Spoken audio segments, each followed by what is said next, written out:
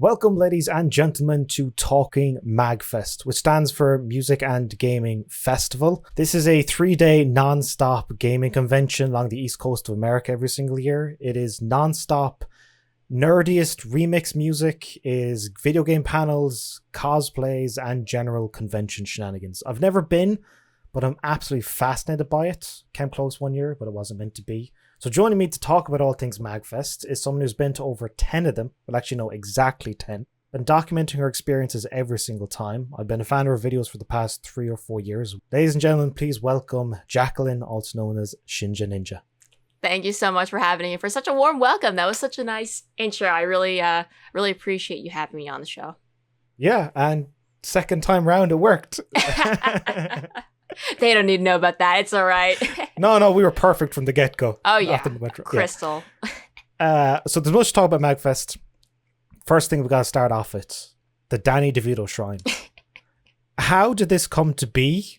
And it's for me, all things like encapsulating MagFest, this is it. That a shrine for the great man Danny DeVito came out of nowhere. The one and only. Yeah, it's such a mysterious thing. I feel like no one even really knows how the Danny DeVito Shrine came to be, but at the same time, no one questioned it. They were like, yeah, this makes perfect sense for MagFest because, you know, I'm fortunate that I've been able to go to several different conventions for, you know, a long time, but MagFest has always been my favorite, and I'm local to the area, which is another reason why I've been fortunate enough to be able to go so many times. 2020 was my 10th MagFest, actually, so you know, I've been a veteran of MagFest for a long time, and just the overall culture and environment and just vibe of MagFest really can't be replicated by any other convention. So there's always some weird stuff going on, lots of inside jokes like the coveted Colossus roar from MagFest, which started years and years ago, and now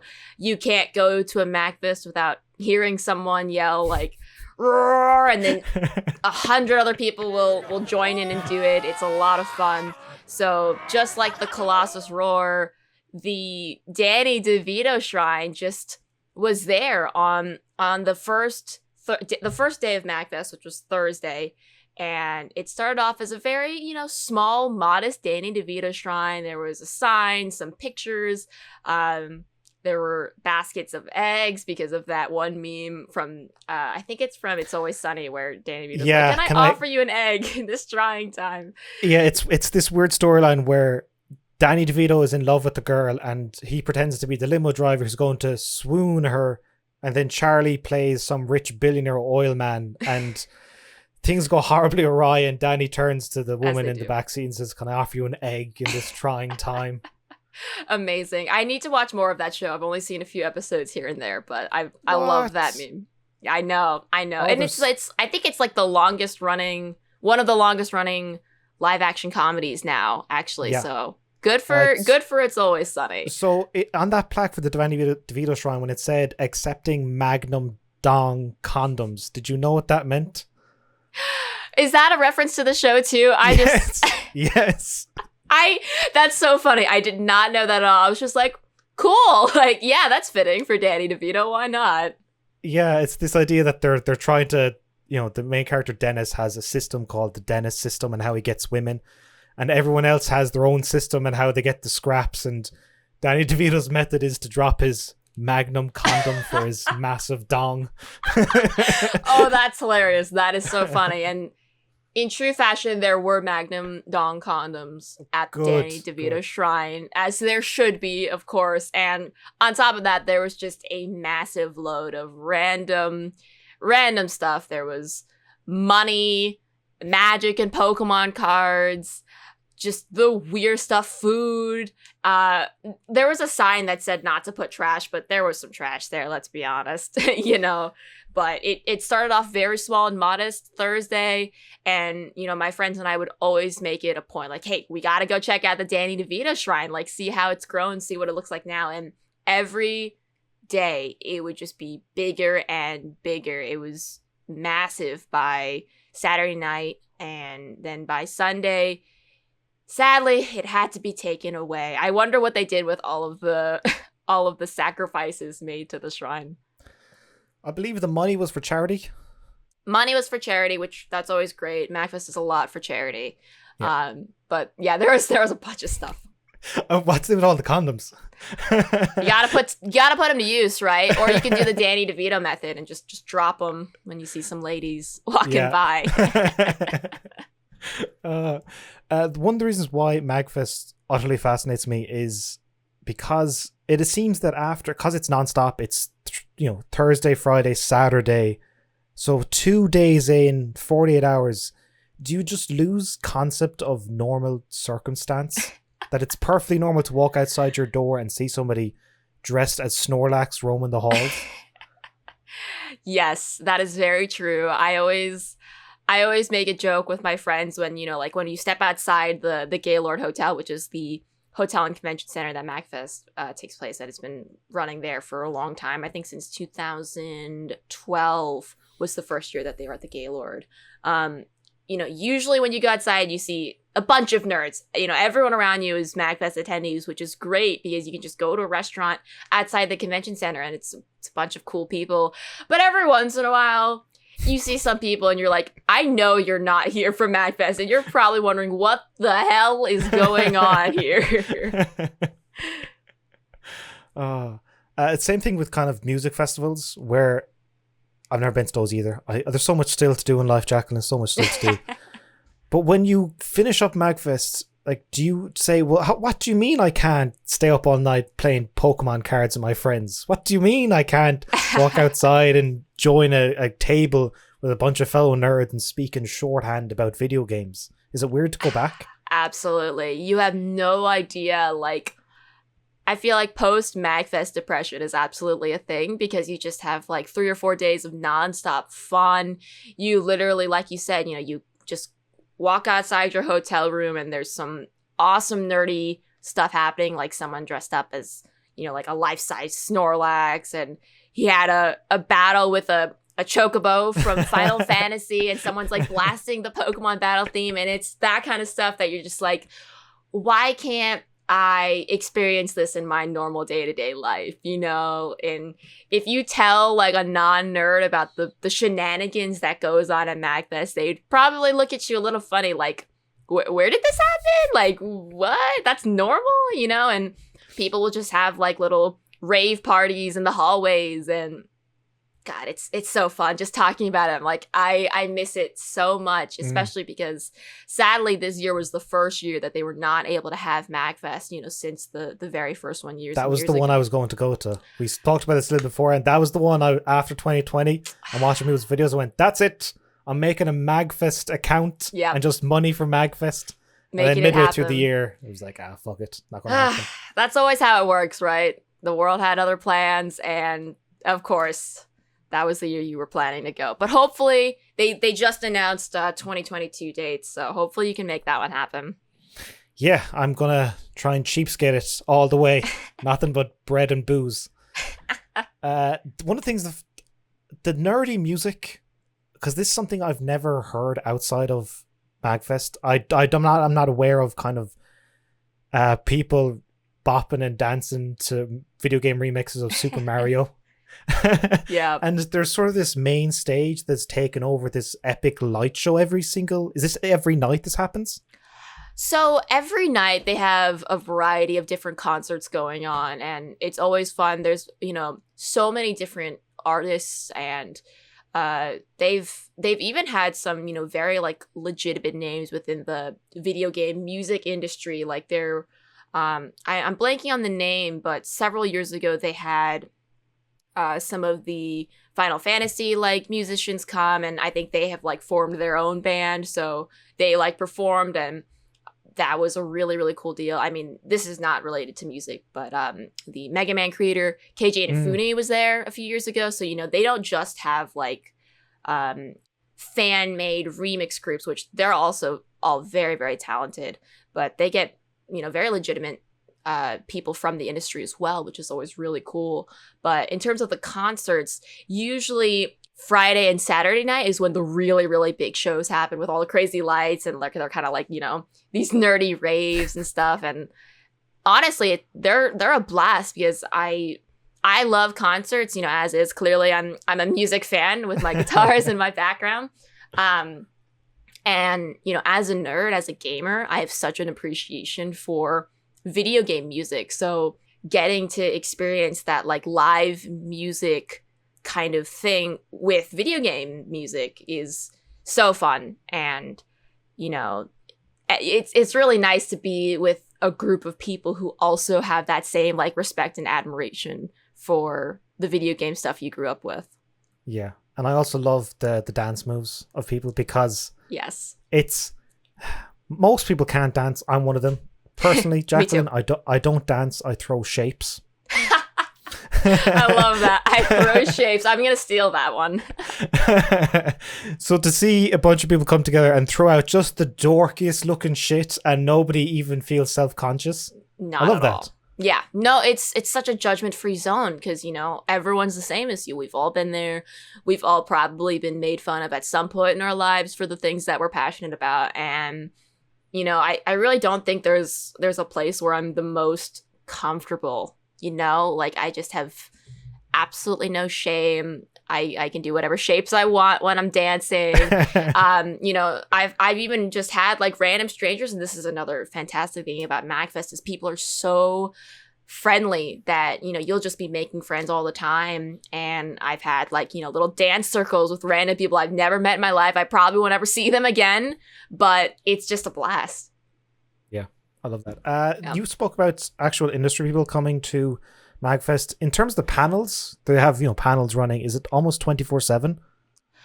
Surprisingly, yes. You do have panels that can be running really late. One of my good friends, Cyrus, he actually ran a panel about Zoe 101, and that was this was at your most recent one. I thought, this is the nerdiest fucking shit I've ever seen, and I love it. I know, it was so great. We weren't even expecting it to be that big of a panel because, again, it was like a kind of like a prime real estate time. It was like midnight or like 1 a.m. on Saturday. Saturday is definitely the biggest day of MagFest. It's when the most people come. If they can't stay the whole weekend, they'll only come Friday or Saturday. So there's always a bunch of stuff going on Saturday night. So we were like, oh, probably not a lot of people will come, but that's fine. Like it'll be fun regardless. And then we had a pretty decent, turnout, and it was a bunch of drunk people.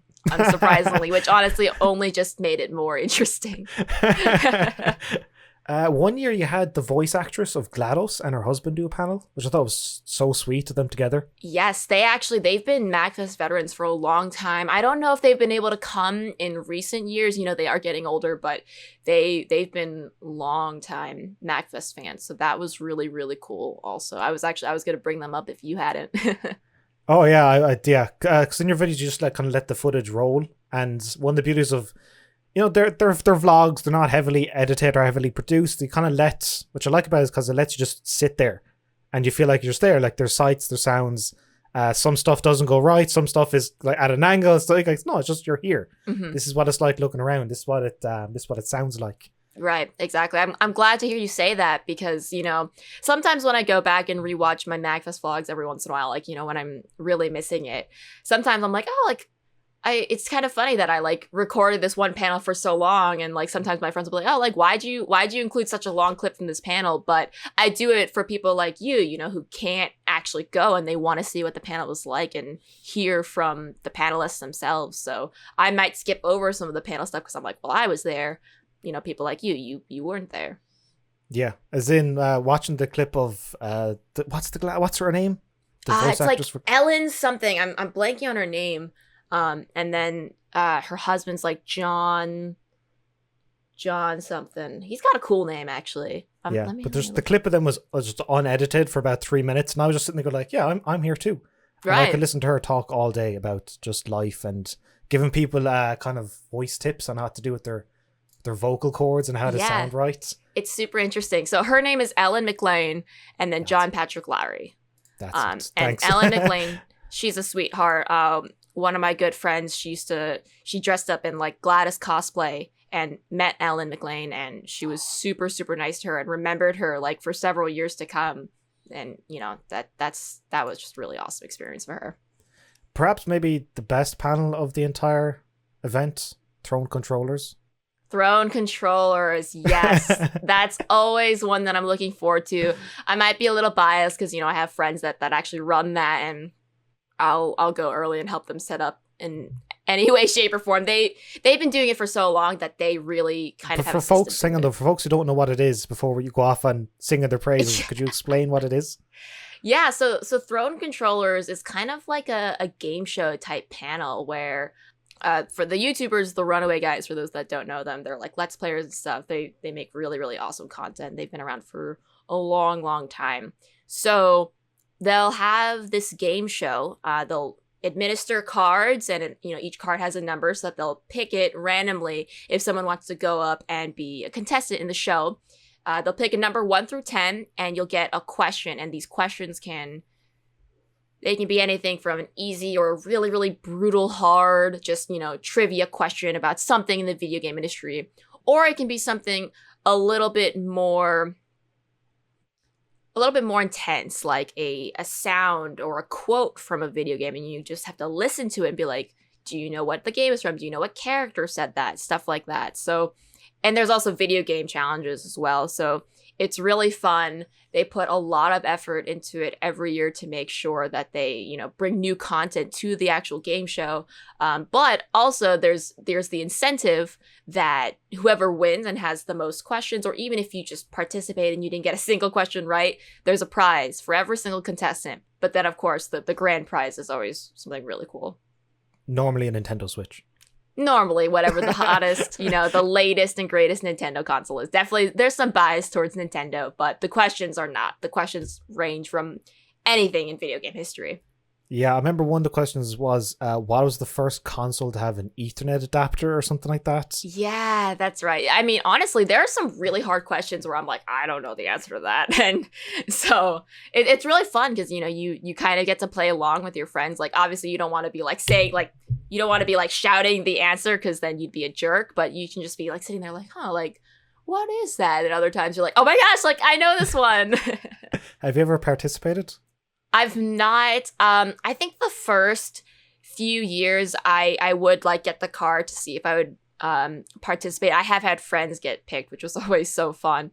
But since now I'm one of the people that will go in early to help them set up, we're not allowed to participate for obvious reasons. You can't, because taking all the cards and like looking at the answers and putting them back. And that wouldn't be very fair. But it's always, I think nowadays they get slotted for a longer panel time, so it's usually like an hour and a half, which is really good because an hour just doesn't quite cut it. And there's always a huge amount of people, and it's always really fun when some of the contestants are people who are in cosplay. Because I think one time there was someone, I think he might have even won, he was dressed up as Wario, so everyone's just like, Wario, yeah, go Wario.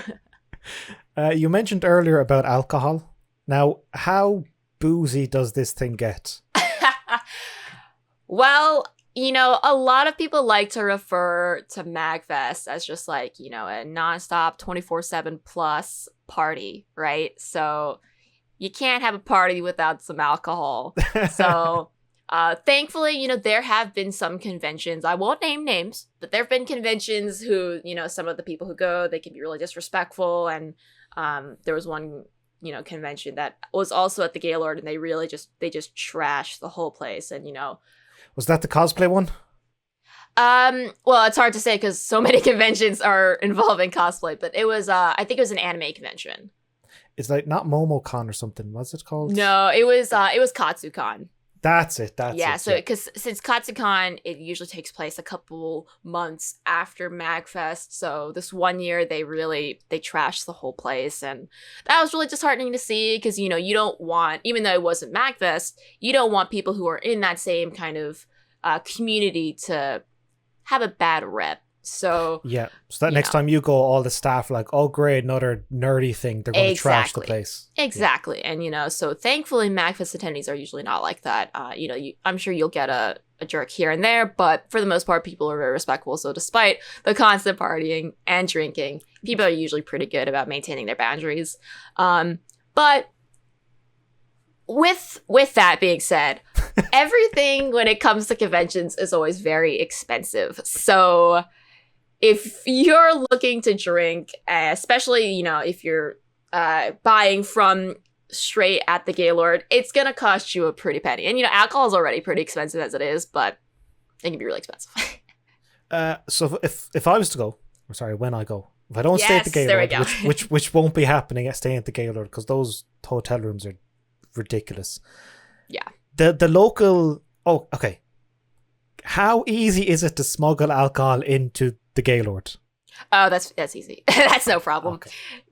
Yeah. Do I need a purse or something, or a backpack, or? I'd say probably a backpack. I mean, even within the marketplace, which is always there's so much cool stuff that people will sell. I see it all the time. People will sell like little like canisters, and they always have like little nerdy designs on them, so you could always buy that and then use that. But it's pretty easy. You just put it in a bag, I would say. Is it a thing of that it's not encouraged, like it's not allowed, but it's not, they kind of turn a blind eye to it? Yeah, I guess a little bit. Like, it's kind of like just be smart about it, be practical, and don't be a jerk about it. And then that's really what it comes down to. Is I'm pretty sure it's even one of like the MagFest rules, which they always have all the rules listed on the back of your badge. Like, don't be a jerk. I'm pretty sure that's almost verbatim what the rule is. So that's fine. How much? Oh yes, this is what I gotta ask. If I was to do my shopping of alcohol off premises in the CVS thing, any Americans watching this, I don't really know what I'm talking about with these brands. So let's say a bottle of vodka, 700 milliliters, which is something the big bottle, the party size bottle of vodka, party of one in my case. How much does that normally sell for? Well, it always comes down to the question of how quality is that vodka. Hang on, Jaclyn. If you're mixing it with anything, the quality doesn't even matter. If you're mixing it with Gatorade or pineapple juice or Coca-Cola, don't talk to me about the quality of the product. Yeah, you're just looking for vodka. I'd say probably anywhere between maybe $15 on average, let's say. That is cheaper than Ireland. Well, there you go. I could be wrong. And also, I'm going off with the cheap stuff, right? No. You walk in and you look at the shelves of liquor, and then you look straight down to what's on the ground. Right. I'll take one of those. Is there anything in Polish or Russian? I'll have one of those. Yeah. Something familiar. But I will say, so I guess you guys don't have CVS over in Ireland? No. Okay. I did not know that. You learn something new every day. The CVS, which obviously CVS is like a pharmacy chain here in the States, but they don't really sell like booze per se. There is another store kind of local to the MagFest area that they do sell liquor, but it tends to be on the pricier, fancier side, like wine and stuff like that. But last year, my friends, they did like Uber to another place that wasn't too far by. You can't be smuggling in wine. That's a loss of valuable resources. If you've got 500 milliliter canister, you can't be putting wine in it. It'll be gone in 2 hours. Yeah. No, that's also, I just can't see myself drinking wine like at MagFest. Like, I don't know. It just doesn't seem as much of the type you do.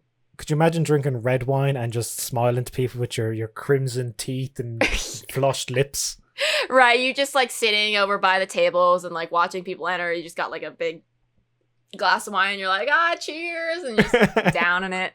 Honestly, actually, that doesn't sound that bad. Just people watching. Yeah, you think you'd look cool until you tried to smile at someone. Yeah, and then you're like, oh, they're all laughing at you. You're like, yeah, we're laughing. We're having a great time. They don't realize, oh, they're laughing at you. After all these years, 10 plus, well, 10 exactly, what keeps you going back?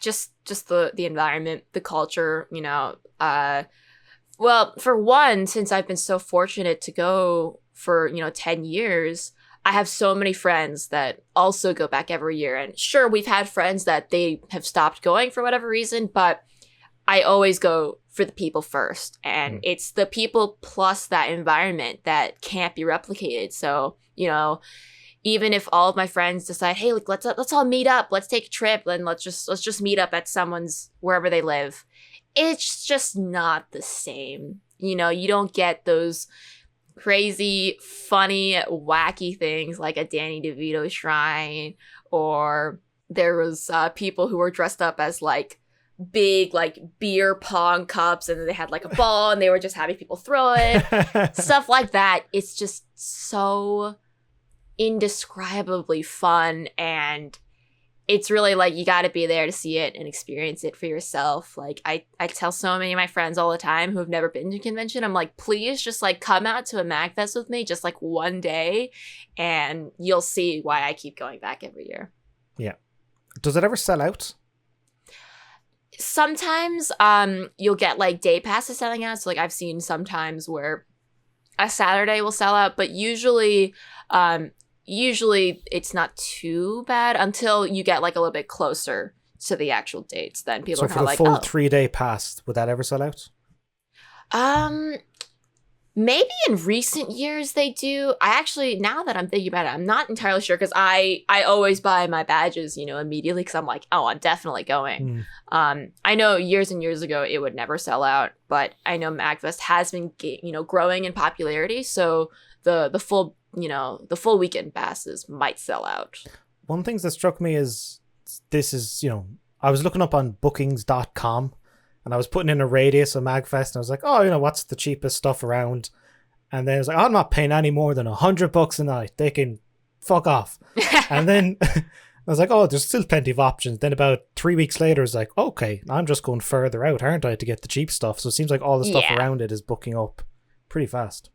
Right, exactly. And that's, it really, again, comes down to popularity because I remember when MagFest first started going to the Gaylord, like the first several years, honestly, you could always get a room at the Gaylord without ever having to worry about it. You could probably book it like the weekend before MagFest and you could get a room within the actual hotel, which is always, the most convenient.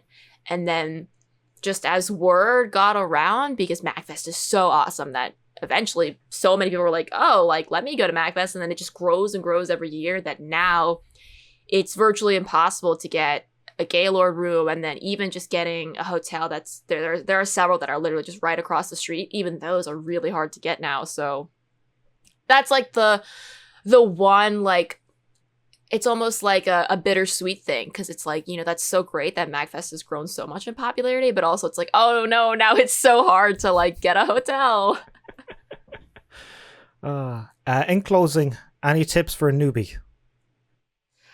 Oh, that's hard. Just try to plan ahead as much as possible. Again, the hotel is probably going to be the hardest. I wouldn't worry as much about getting your badge, your pass. It probably is something that will sell out closer to the event, but I would say the hotel is the hardest thing. Please just shower. Like, it is a nerd convention. There are some smells. Just shower, wear deodorant, all that good clean stuff. If you got enough money to come all the way here, you got enough money for a $3 stick of deodorant. Yeah, exactly. It'll be good for you and me, for everyone around us.